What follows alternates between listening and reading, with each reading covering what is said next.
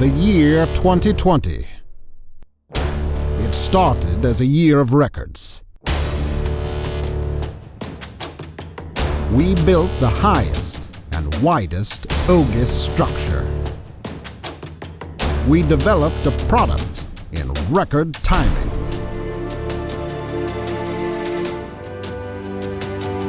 In March 2020, it all went downhill. All production stopped for 2 months. We were faced with COVID-19. It was hard, but we made it through. It only made us stronger, made us push harder. And in the end, we delivered. Thank you all who stood with us, who supported us, and we wish you all a successful and healthy 2021.